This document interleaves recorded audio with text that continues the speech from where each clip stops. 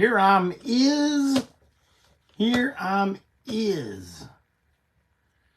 A little early, but not very squirrely. But I am here. Do you hear? Can you hear me?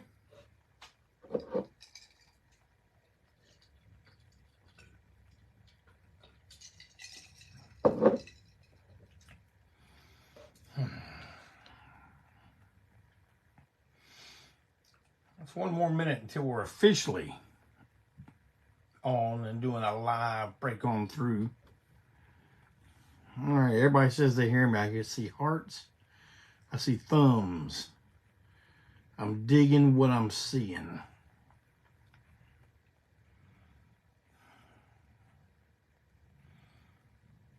See, man, I do this coming on a little bit early so I can get all this audio and video adjustment out of the way and not do it during official break on through time. See, always with the fans in mind.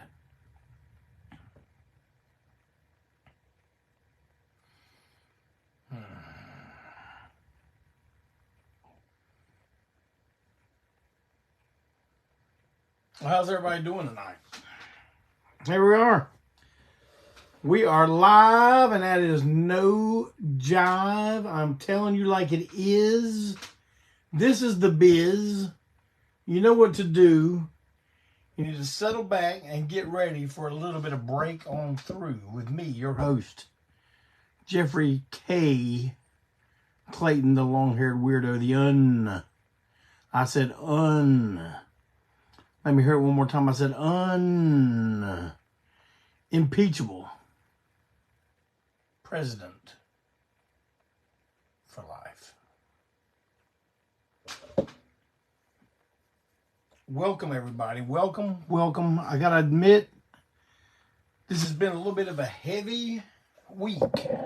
A heavy week so far, and it's only Tuesday.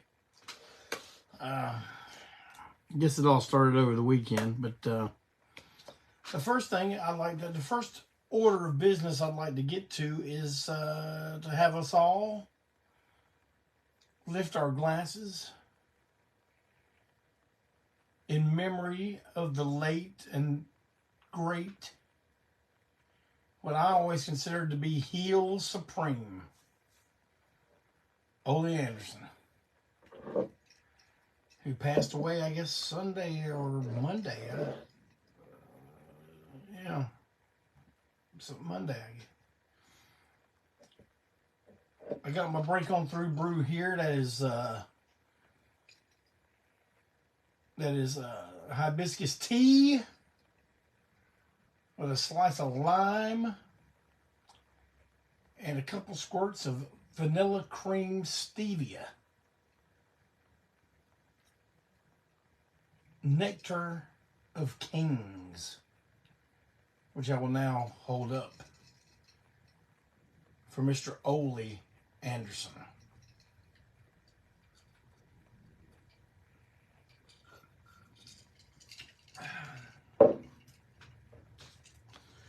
Man, Trip McNeil and I were discussing this on text this morning, or yesterday morning. And everyone was always Road Warriors when it came to tag teams. But man, for me, it was always Ole and Gene. Those guys really made you believe that they were going to hurt you. And when they wrestled somebody, I was 100% convinced that they were in torment. Both original Andersons gone now.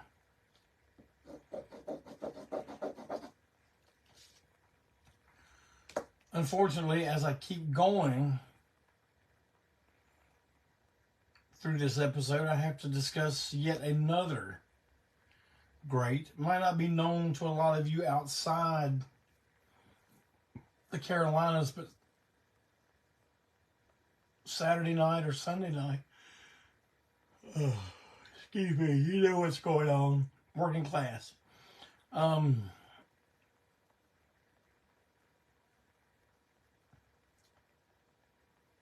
of the guy that gave me my first tattoo,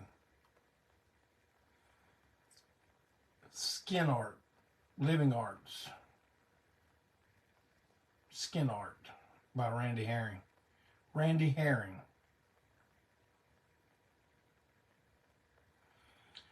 Was killed over the weekend in an automobile crash.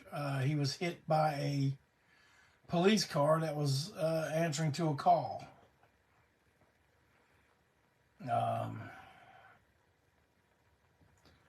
Apparently it was a shooting, a domestic dispute.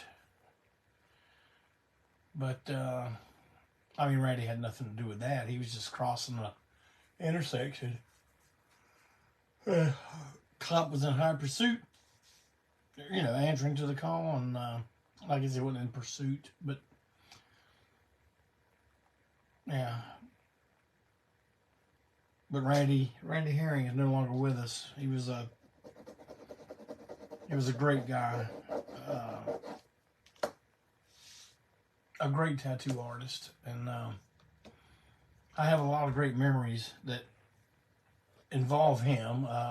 One night we were playing Jeremiah's over on Independence Boulevard.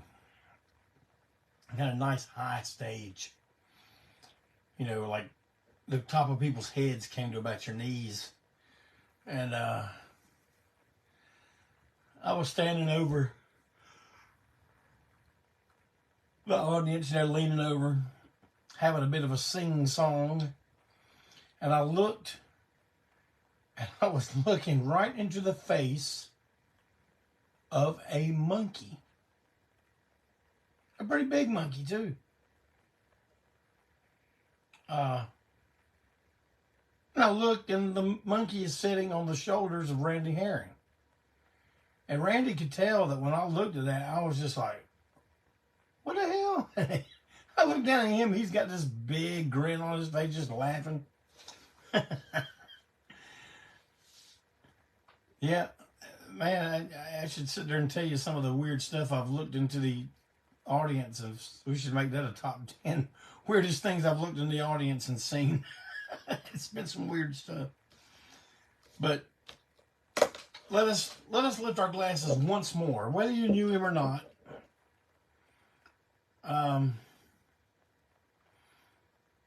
Go ahead and take my word for it that he was a quality human being, and though I had not seen or heard or spoke to him in several years, I find myself now really missing him and wishing that I had taken the time just to stop in at some point. To you, Mr. Herring.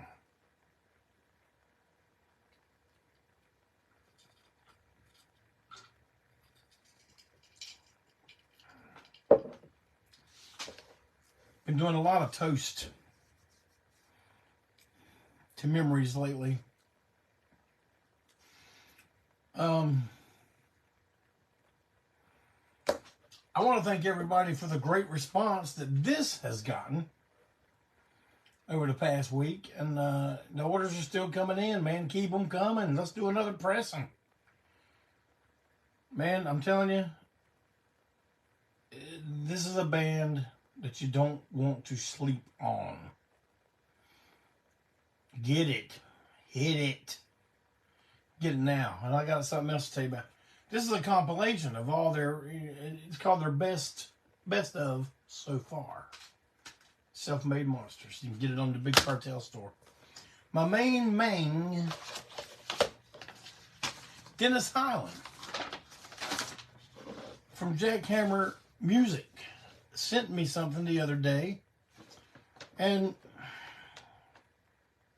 he said it was inspired by the long-haired weirdo release of A Fine Stew by the Self-Made Monsters. He has decided to put together a best of collection by an artist based in Singapore. And I'm going to give it a shot to pronounce this. Talk, T-O-K, Yathara. How far off am I, Dennis? Are you here tonight? Anyway, here, this is what he says about this.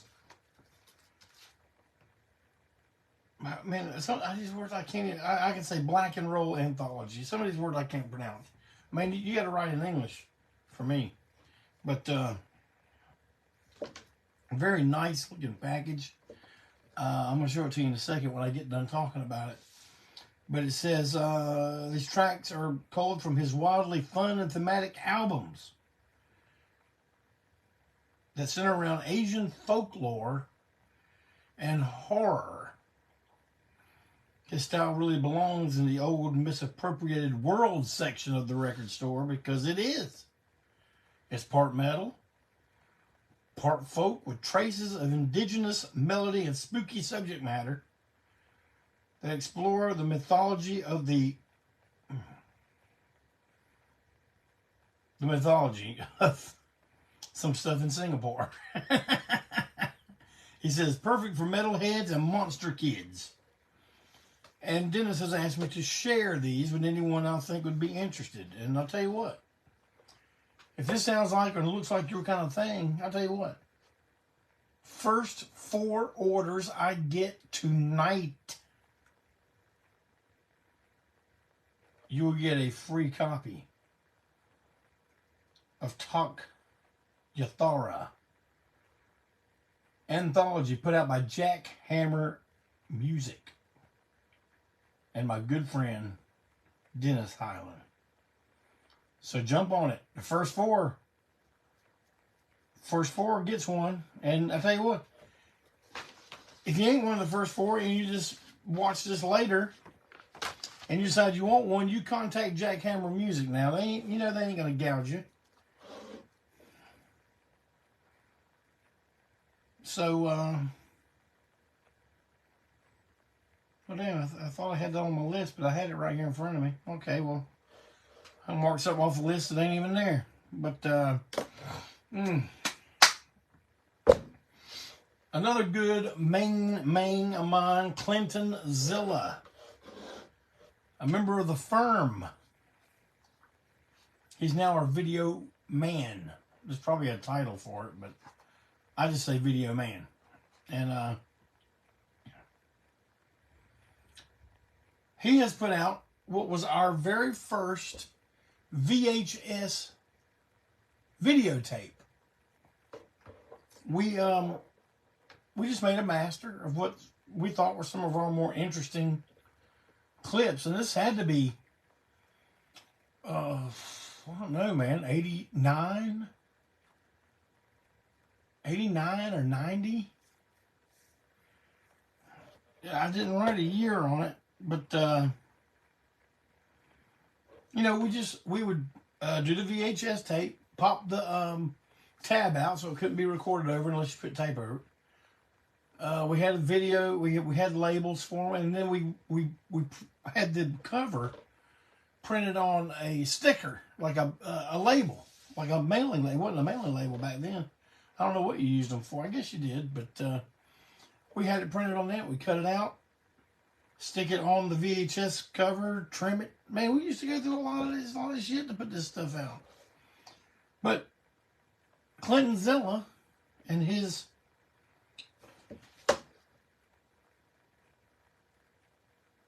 Nothing's Cool video, which is the lab for Death Train video now, has put it out on DVD.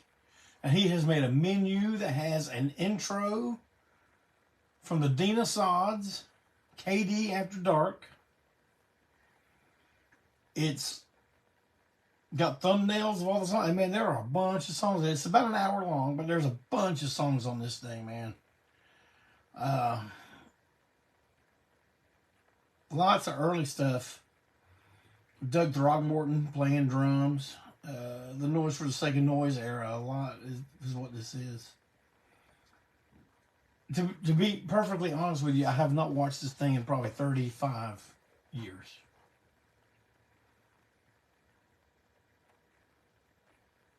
Or so. But at least 30 years. So I'm actually looking forward to watching this myself, and I have already moved quite a bit of these. And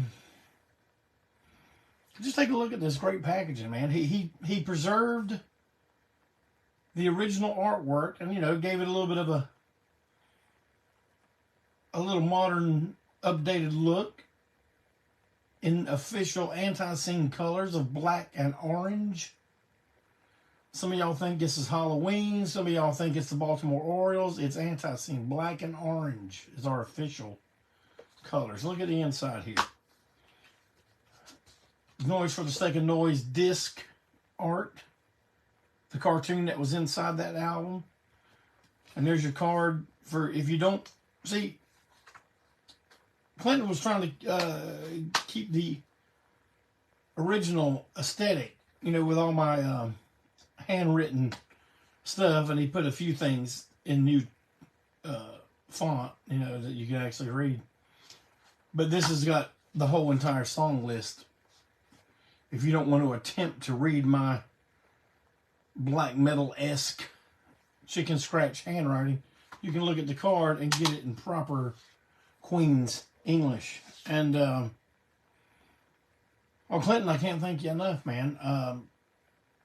I think you guys are really going to enjoy this. Hey, first 4 people that gets one tonight, you get this with it. What kind of bargain? That's a bargain right there. I'll turn it sideways. Look at that. That's a bargain.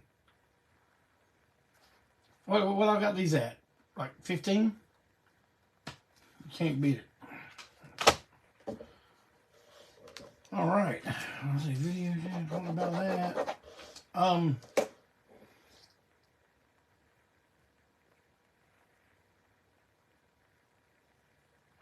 Good Mail Day.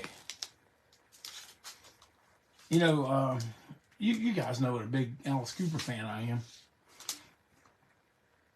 All the Rhino reissues have come out. I've already pre-ordered $1 Billion Babies on LP and CD. Why? Because I'm a real fan. Not a passing casual fan that would just order the LP or the CD. I gotta have them both. Real fan. I also got this from Ugly Things. I guess it's Ugly Things magazine. But they put out a 12-inch, and it's an EP, because it might qualify as an LP. It's got 5 songs, 5 versions of 2 songs on here. And it's the original Alice Cooper group when they were called the Spiders. I guess Spiders first, then Nas. Then they became Alice Cooper. All right? Is that how that went? Yep. This is beautiful stuff. I can't wait to sit and listen to this here soon. Just turn y'all on to that. Uglythings.com. If you're interested in getting that.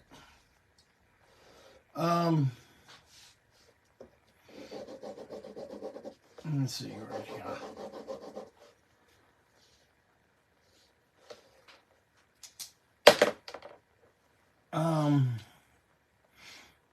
Well, Clinton says it's a huge pleasure, but I said to him, I said, man, I don't know exactly how I put it, but I said it meaning, hey, the floodgates are open. You're going to be getting more now. And he's like, hey, man, hey, I'm all about it. Bring it on, Hoss. And I know, Clinton, I'm going to tell you something right now. There's people watching this. They're not commenting. They're not even inside where we can see them, but they're watching this right now, and they're going, young man, you have made a gigantic mistake. Telling that mofo, hey, man, bring it on. I got some. Oh, good gosh. Val's going to probably tell you you're going to have to build you a damn building apart from the house where you get all this video stuff that I'm going to have you doing.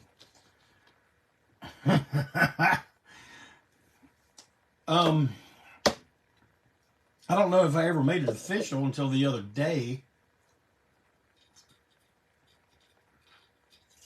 when I made a post about the legendary long-haired weirdo pants have been retired. The 40-year anniversary show was the last appearance they made on stage. Now they belong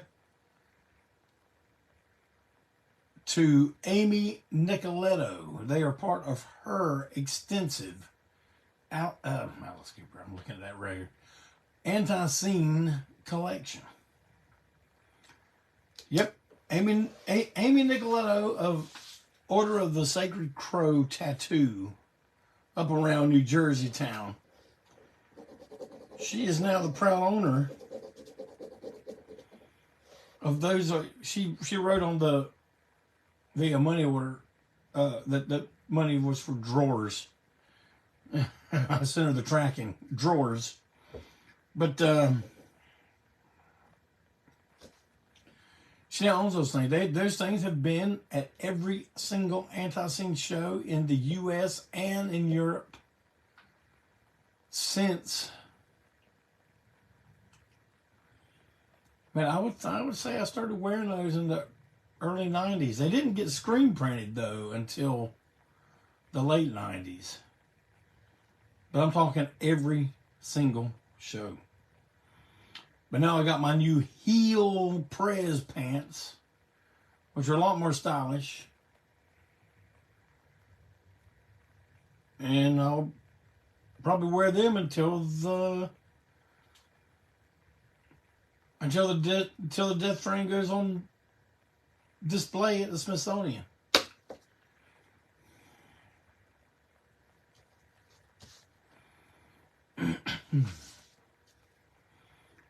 Do you see my shirt?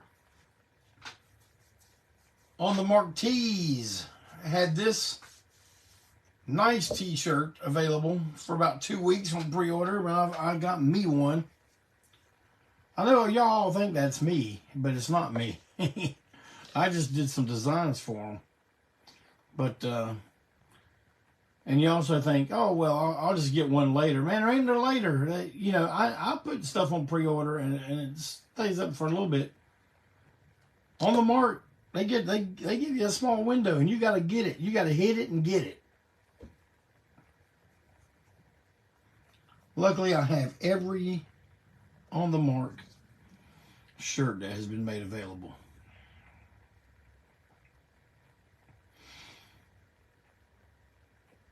Oh, I got word that Jeff Williams, my good friend Jeff Williams, is ready to interview me right here on Break On Through. He says, man, he goes, I got some good questions lined up. And you know, that's what I need. We've talked about this before. I'm not going to go into all of it again, but I don't know if it's going to be next week or the week after, but it's going to be soon. And man, any of you that are in the area, if you think, man, I could conduct a damn good interview with old JC, reach out to me about it. We'll talk about it, okay? I'll let you get on here and do it. You can sit right here in the Break On Through studios, and we'll chew the fat, and the audience will get to see it. Because, like I told you before, I have a hell of a time thinking, what does anybody want to hear about? You know? And I ask y'all to give me ideas, and you do sometime. But then it just kind of drops off. But I guess one thing I wanted to talk, I'm going to go back to format with a top 10 tonight. This one may surprise you. I had to ask Clinton, since Clinton is, oh, by the way, Clinton is in charge of the new ANTiSEEN YouTube page. Now, we have not been telling him really to conduct anything with. He's basically just been putting up the Break On Through episodes that did not make it on the original ANTiSEEN YouTube page before they locked Malcolm, who created the page, they locked him out of it. And were zero assistance in getting it to where he could get back into it. So we just said, well, we'll build another page. And Malcolm is way too busy to manage a YouTube page on top of everything else he's got going on. I do not have the technical know-how nor the technical patience to do such a task. So again, I must drink a toast to Clintonzilla.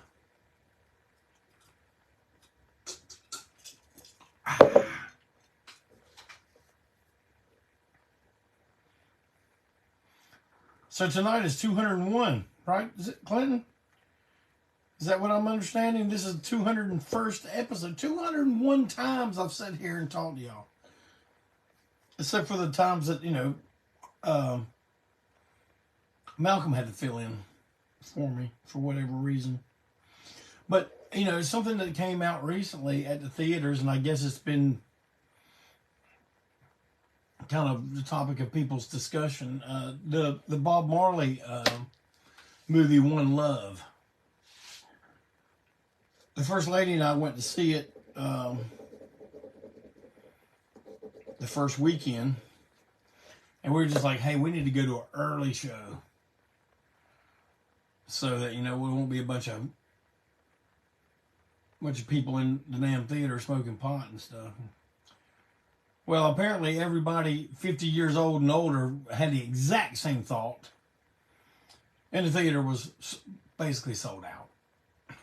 Like 3:45 in the afternoon. But, man, I really enjoyed it. Bob Marley is one of those artists that I've told y'all before, I know a little bit about a lot of stuff. I know a lot about Marley and Tosh and Bunny Wailer and all that stuff. And so, but I felt the movie was kind of, and I saw another guy, Rocco Mike, I think, did a review where he went to see it, where he felt like the movie was made for people that already know a lot about Marley, and I had to agree with that, but it was done in a way that if you didn't know anything, you wouldn't get lost. But like, I would say to the First Lady, oh well, that guy they're referring to there, that's the guy that owns Island Records, or there's a big twist at the end with the visions he's having, which I will not ruin for you. But, you got to cram a lot of information, a lot of detail into an hour and a half when you're talking about someone's life, especially someone who burned so bright for a short period of time when all was said and done, really. But because of that, tonight I will do my personal Bob Marley and the Wailers top 10. Can you dig it?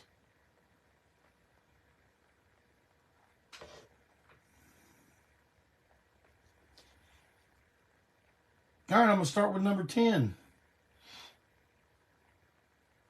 JC's got a soft side. I like some of those soft, tender songs. Number 10 for me is Turn Your Lights Down Low.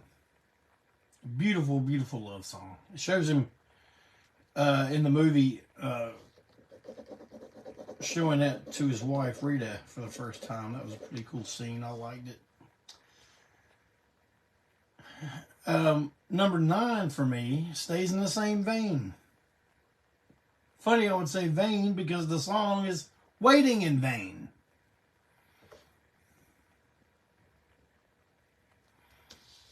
Now, as we go up the list,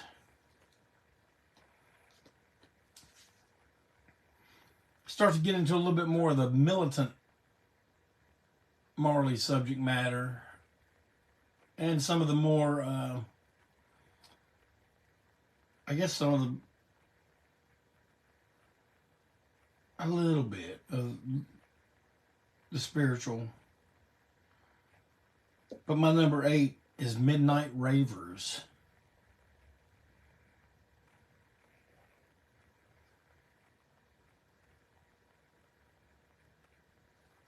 Number 7, Guiltiness.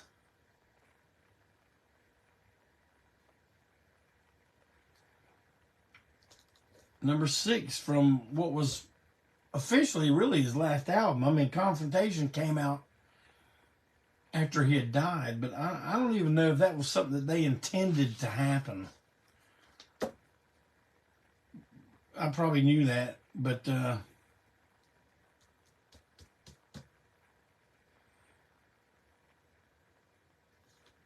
album Uprising was a damn good album, and you know that's like later in his career, and he was still churning out fantastic stuff.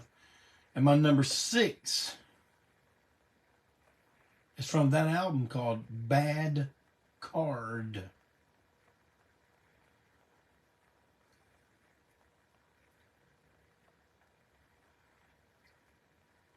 Number 5, also from the Uprising album, We and Them. We don't know how we and them gonna work it out. Great stuff. One of my favorite albums by him. You don't hear it get talked about too much. Survival has my number 4 on it, and that's a number called Ambush in the Night. Oh, yeah.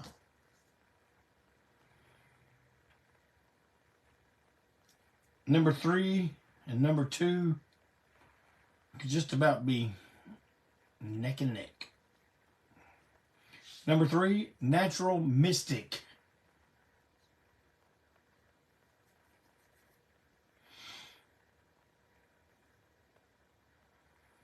Number 2. And number 2 could just about take the number 1 spot. But my number 1 is like how I kind of got introduced to him. And it has meant a lot to me ever since. But like, before I go into that, let me stick with number 2. I'm talking about Johnny Was. And I ain't gonna lie to you, the first time I ever heard Johnny Was, I heard it performed by Stiff Little Fingers. I was a punk rock guy, and I had the first Stiff Little Fingers album I bought was their live album called Hanks. And, you know, they're getting on there, they're playing that military drum beat, and Jake Burns says, you know, we're going to do a song written by Bob Marley about a young man who was in the wrong place at the wrong time. And we're called Johnny Was. And even Stiff Little Fingers version is powerful, but I prefer Marley's. It is it's some pretty raw emotion, and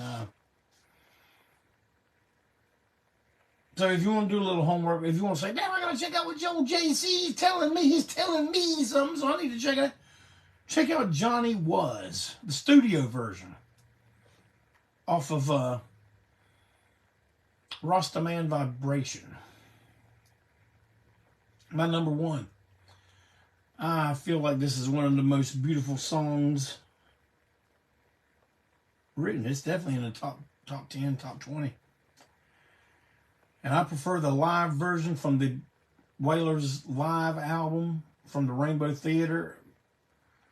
I prefer this version over the studio version. And I'm talking about none other than No Woman, No Cry. I guess that was the first Bob Marley song I ever heard Bob Marley do. And I was hooked right then. We couldn't really find a whole lot of his stuff. You know, I've told y'all before, small town, green, and we just couldn't find that much. I had a cousin named Gary Smith, whom, you know, as we got older, we became closer. He lived out in California in Santa Cruz, and he was a deadhead. I never understood that, but he also followed the Stones, and you know, like all kinds of stuff. And I said to him one day, "Do you got any Bob Marley?" He goes, "Oh yeah." He goes, "I got a lot. I think I got everything he's put out so far." And I said, "Well, man, could you make me a tape?" You know, and he started the tape. I think he started the tape with "No Woman, No Cry," and it was basically at that point everything from, not everything, he was picking and choosing tracks, but from Exodus back to Catch a Fire. And I saw somebody, I think Clinton mentioned Simmer Down, early Wailers song, when they were still kind of a, I guess they kind of fancied themselves being sort of like a Jamaican version of the Impressions, you know. But they were doing some of that ska stuff too. And Simmer Down was one of those, and it shows one of my favorite scenes in the movie. I'll tell you this. I mean, this is not a spoiler, but the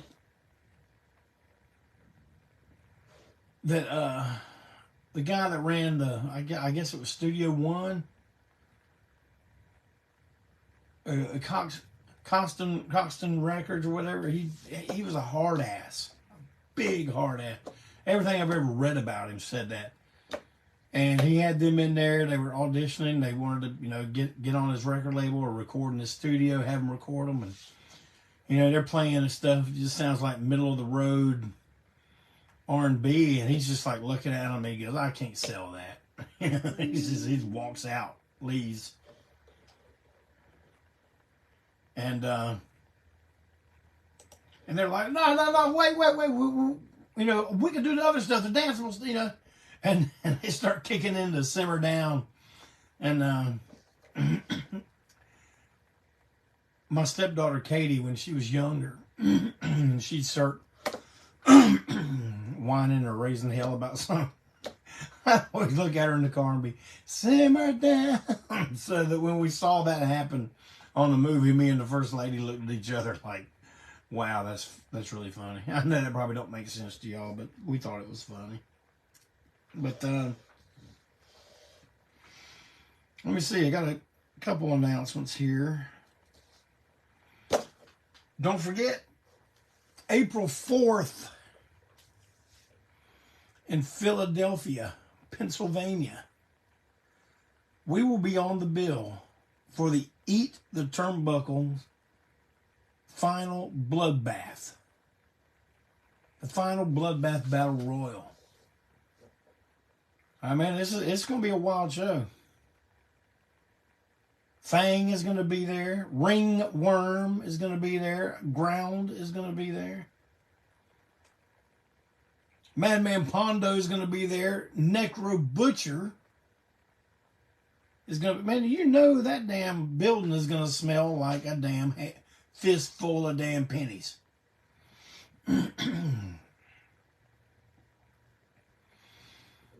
The next night, April 5th, we will be in Youngstown, Ohio.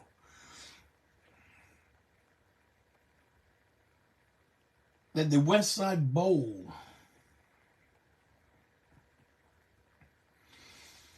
The next night, April 6th.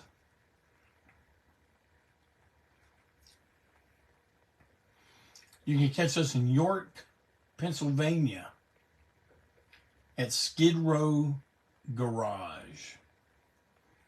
Now, we played York. We have a good turnout there in York. York's an ANTiSEEN town. So, yeah, y'all get out there. You said you just want to start naming cities and stuff. I just named 3. Philadelphia, Youngstown, York. That's where we're going to be. Make yourself be there too.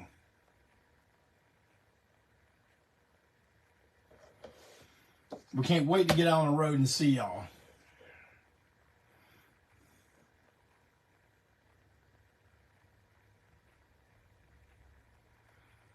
Oh, Joel was just talking about Bob Marley's last live performance. Indeed, was Pittsburgh, where Joel Greenfield. You'll see him right there in the comments. He used to run what was one of our favorite clubs in the United States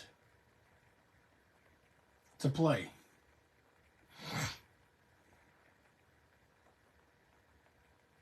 The 31st Street Pub in Pittsburgh. So Joel, to you, everyone that's ever been to, heard about, or played the 31st Street Pub,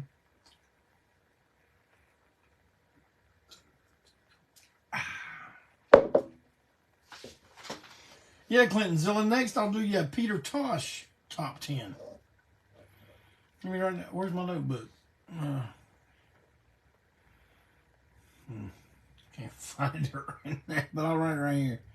Peter Tosh. I mean, I'll write it in my notebook, and I'll get to it. Our good friend Janice Blythe, who is Ruby in The Hills Have Eyes 1 and 2, in Eaten Alive, The Incredible Melting Man, Soldier's Fortune, sorry. Phantom of the Paradise.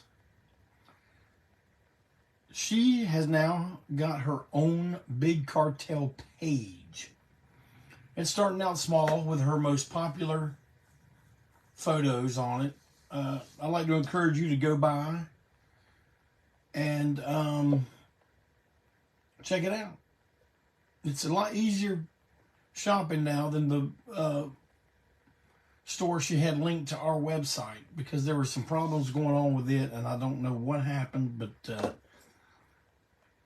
I think it'll be straightened out now. So it's just Janice Blythe at Big Cartel, JaniceBlythe.BigCartel.com. I mean, even if you've already got the photos or whatever, if you could share the page around for her, I'm sure she would appreciate it.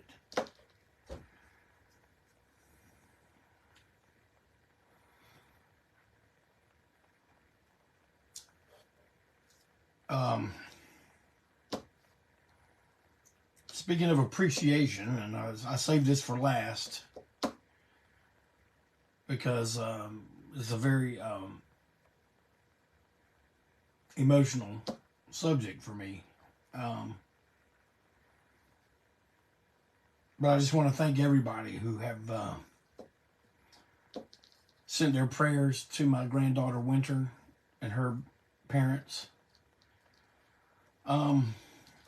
I don't really feel at liberty to go into every detail of what's wrong. You all know she's a special little angel, and she caught a really bad case of pneumonia, and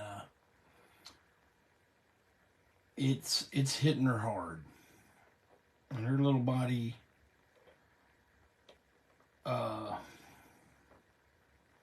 is not set up like ours to fight this stuff off so easily, and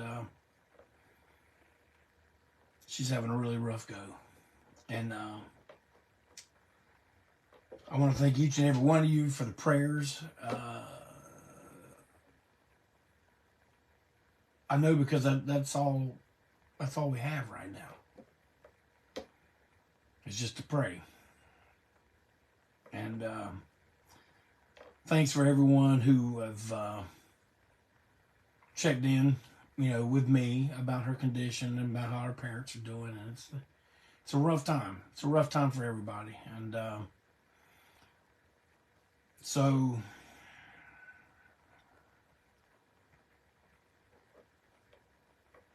all I can say is thank you, and please keep the prayers coming. I know some people, oh, you don't need, thoughts and prayer. You know what, me, OJC right here, I'm telling you, we need thoughts and prayers. We need prayers.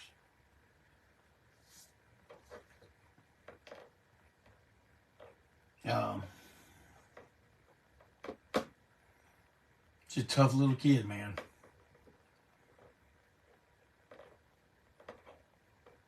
Toughest little kid I know.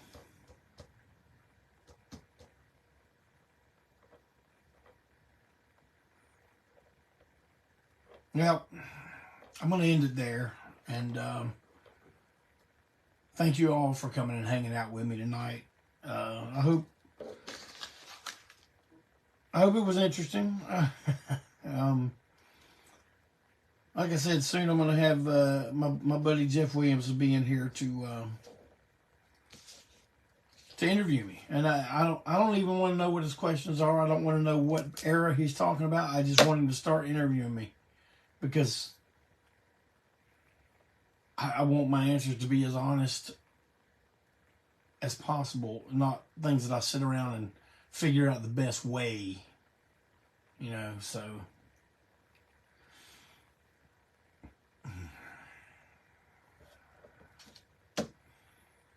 all I can say is thank you, everyone.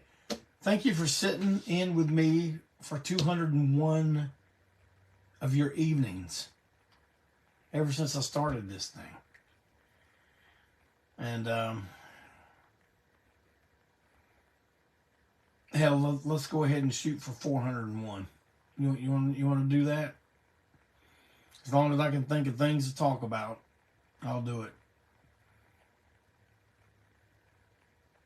I appreciate y'all. And have a great week. Have a better weekend. And may God bless you. Every one of you.